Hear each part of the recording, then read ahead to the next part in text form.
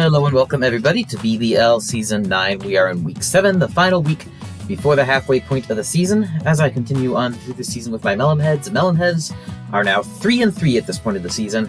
We lost close matchups against the Cardinals, Giants, and Monsters, three of the top teams in the NL, before then turning it around when we went against slightly easier competition, and winning the next 3 games in a row against the Yankees, Wombats, and Athletics.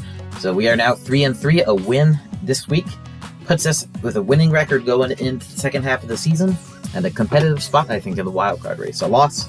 Not so much. Anyway, this week we are facing the Marlins. The Marlins are coached by Shrewsbury. They also play at Parks Department number 2, my home field. But this is a home game, so I will be the home team here, even though we are playing against another Parks team. Shrewsbury is 1-5 this season with the Marlins. They won an opening week and now have lost 5 straight. They have been generally an underpowered offense, and especially at Parks Department, I think their best score so far is 6, maybe 7 runs. So I'm hoping that I will be able to ride that to a win this week. My prediction is officially that the Melonheads will take this one home, and we will enter the All-Star break with a winning record. Although my inconsistency and long streaks of scoreless innings the last couple games have me a bit nervous as far as that goes, but we'll see. As far as the Predictor Challenge, also, this is a blowout in that one. 12 people picking the Melonheads to win, including Shrewsbury locking himself to lose, while only J.Y. Knight has chosen to back the Marlins in this one and say that they'll win. So we'll see how it goes. I'm cautiously optimistic. Let's go ahead and pop on to the roster page. Normal roster things are normal. Richie Sexton pitching as always, everybody playing every position as always. Don't think there's any reason to change it around here. Line up the same. I don't think I have any changes to make with that. Let's take a look at the Marlins defense then. They do have the pitching machine, Mr. Clanky, on the mound. One player who will not tire out and who will be good on the mound as long as he's pitching there. Interestingly, though, Ryan Vanderhoek behind the plate. He has a 100 arm, but he has very poor stamina if he comes on to pitch. Once we score 5 runs on Clanky, we might be able to tire him out, and he will become a black hole wherever he goes on this defense. Left side of the infield, very scary with Barry Bonds and Chipper Jones. Very good fielders there. Right side, not so... Aaron Harris, actually, solid second baseman, good arm. Not super slow. Peggy Heffernan, noodle arm, but first is where you want that. So that's good. Outfield, you got Stuart Sullivan in left with insane range. You got Ronnie Dobbs with a strong arm to get it in. Troy Gloss, solid range, decent arm. So this is on the whole a pretty good defense. I don't see any major holes here that I'll be able to exploit, at least not starting off. If we can tire out some players like Ryan, then it might get easier sooner on. But in the meantime, we'll have to hope for is Stuart's the only super fast player, so hopefully just a couple of balls can barely land and just barely squeak by these players. And then Parks is a neat, good hitter's field, so we will hope to ride that to victory. This team has given up a lot of high scores. Their defense hasn't performed at the level you might expect, so let's go ahead and get in this thing. Stuart Sullivan leading off. An annoying batter to have to face, as he is very likely to get on base if he puts the ball in play. Richie Sexton, very good Ace Wilson candidate through 6 games. 4 complete game shutouts, only 2 runs allowed. 500 whip. Just barely missed out on Pitcher of the Week last week. And we are able to gun out Stewart at first to lead off the game. Good start. Stewart is probably the hitter I'm most worried about on this team, honestly. Well, I should say the runner. Not a super duper offense, and Shrewsbury has kind of borne that out in his performances. Not great scores with this team. Troy Gloss now up. Solid player. Not spectacular. Swing and a miss for strike 2. Here at the beginning of the game, there's absolutely 0 penalty to striking him out. No juice refill, and we do strike out Troy Gloss on 3 pitches. 2 outs, and hopefully we get the more juice from that. Barry Bonds now up. The other most intimidating player on this lineup, but he is only tier 5 speed. Not a super home run bat, so he might get on base, but he's not as big as a threat as we see on some teams. And who knows, maybe we can just strike him out. Swing and a miss for strike 2.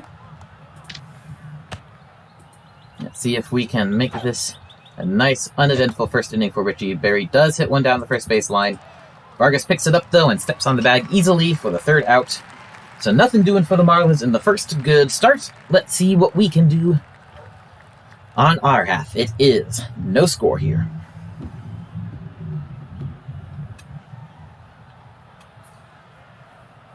Leading off, as always, is Lindsay Felgate. Unless somebody else on the team has an amazing day today and Lindsay utterly fails, Lindsay is going to be our all-star once again. Leads off with an opposite field hit. But, as Stewart was perfectly shifted, and the ball sailed just high enough to go straight into his glove.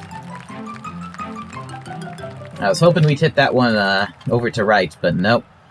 Tried to beat the shift, failed. Stewart was right there, and that's one annoying first out to start off the game. And then Lulu hits what's supposed to be a grounder, which pops up towards third, and Chipper Jones runs over and grabs it for the second out. This is just bad luck, man. So much for the grounder there, and we very quickly have 2 outs from our 2 best hitters in our lineup.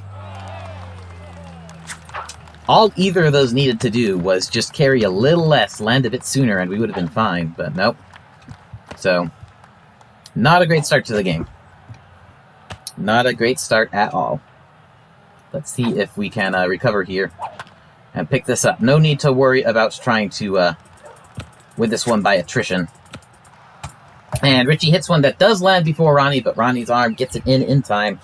Richie out at first, so the Melonheads go down instantly in the first inning. This is not a good start, folks. Not a good start at all. Going into the second inning, no score. Nothing doing so far whatsoever. Alright, Richie didn't get to recover all his stamina, largely because of rushing to get first there in his vain effort. Peggy Heffernan is the batter. Hits a line drive towards left. Vic is there. Vic cannot catch it. Peggy will make it to first base. No perfect game here for Richie.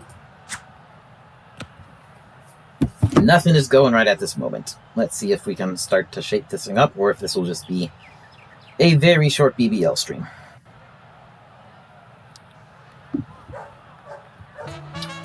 Chipper Jones, the batter.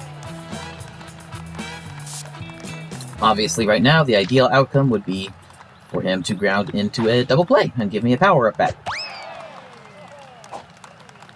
Will that actually happen, though? I have no clue. I'm not going to rely on it. Straight to Richie. Makes a throw to first. Hillary throwing it up to short. Maria's got it. Makes the tag. Double play, folks. And there you go. That'll put us in it. Richie will have a special bat to play around with at some point this game. That could potentially be very big, depending on how things go. And now there's 2 outs on the Marlins. They have been neutralized as a threat, for now at least. Mr. Clanky is the hitter. Clanky with a high pop-up towards right. Vic is there. Vic does not catch it. Fabian drops it at second. And I tried to click on Clanky to apply the tag. Instead, it registered it as a click on Richie, so they threw the ball to the pitcher. 2 players on second, neither could pick up the ball. Should have been an easy out at second, but Clanky able to make it, so what should have been an easy out and then an easy out again turns into a double. So Ronnie Dobbs now up with the runner on second and 2 outs, and I forgot that Richie is a slow ball pitcher, not a heat pitcher.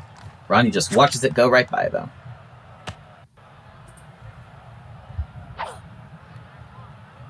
And swinging and a miss for strike 3, so annoying start, but we're able to keep it under control. Richie strikes out Ronnie Dobbs. And we are done in the second inning, in the top of the second inning.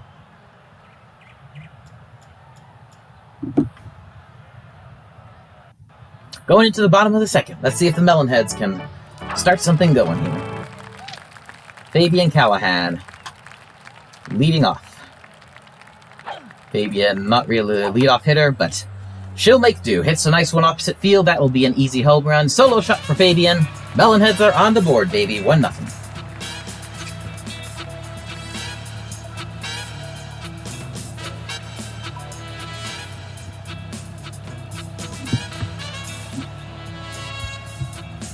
.411 feet.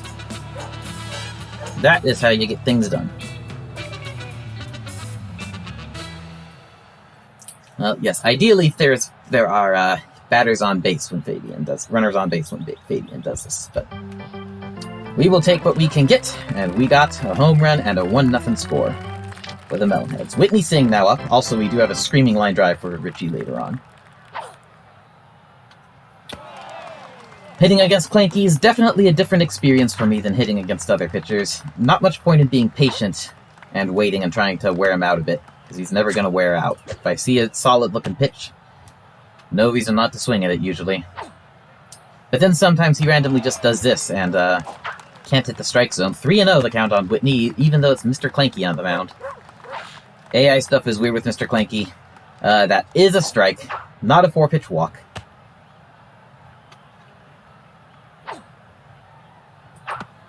And we have to swing at that one. Puts it in the air. It bounces to Erin. Erin just barely guns it into second. Her arm just good enough. Maybe I should have taken that one. Looked for a more appetizing pitch. I don't know. It is what it is. Whitney is out at first. Against this infield, she would have had a tough time anyway.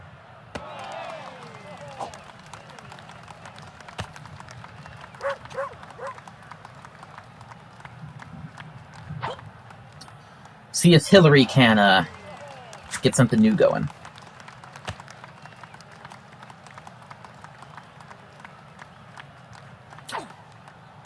Clanky, not giving her very tasty pitches. I don't know, maybe that was a good one there. Solidly in the strike zone along the middle, but it didn't look like the best to me.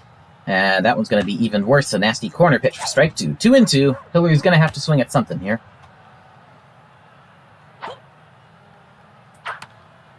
Hillary, batting 2 for 3 on average, has been a very solid, reliable contributor on this team so far this season.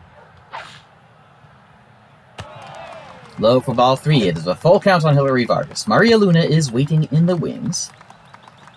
She will be swinging for the fences, and Hillary with a solid hit towards center field, but straight up at Troy. That's going to be an easy out number 2.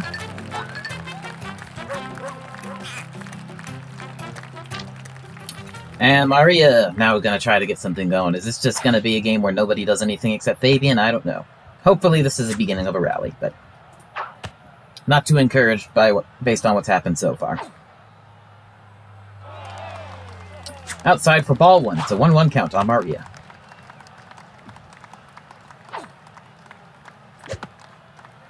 Tempting looking pitch on the outside, but it turned out not to be that good. However, Vanderhook is going to drop it. Clanky cannot grab it before it hits the ground. So Maria makes it to first base on the patented catcher drop. Not necessarily what I was looking for, but I will take it, especially since it means we will not have a leadoff Vic Souffle next inning. So Vic is now up. He's batting .500, doing a solid job as the weakest hitter on my lineup in terms of skill. He has gotten it done quite a few times. Let's see if he can do so this time. Take strike 1 on the pitch that nothing good was going to come out of. But there's no real weak spots on this defense. I don't like playing against this defense here. I don't feel great about Vic's chances for that alone. Vic swung early at strike 2 to foul it off. Another solid looking pitch. Puts that in play, straight to Bonds. And there's no error made. Maria is out at second, and that is it. For the second inning, the one thing good you can say about that is that Vic did get to bat, so he's not leading off.